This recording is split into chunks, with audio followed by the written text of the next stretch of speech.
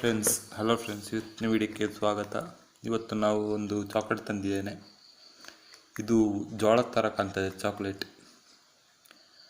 ನೋಡುವ ಹೇಗಿದೆ ಅಂತ ಇದರೊಳಗೆ. ಇದು ನಾನು ಮೊದಲೊಂದು ಓಪನ್ ಮಾಡಿ ತಿಂದೆ, ಸ್ವಲ್ಪ ಟೇಸ್ಟಾಗಿತ್ತು. ಇನ್ನೊಂದು ಓಪನ್ ಮಾಡಿ ನಿಮಗೆ ತೋರಿಸ್ತೇನೆ ನಾನು. ಫ್ರೆಂಡ್ಸ್, ವಿಡಿಯೋಕ್ಕೆ ಲೈಕ್ ಮಾಡಿ ಹಾಗೂ ಸಬ್ಸ್ಕ್ರೈಬ್ ಮಾಡಿ ಮೇಲೆ ನನ್ನ ಚಾನಲ್ಗೆ.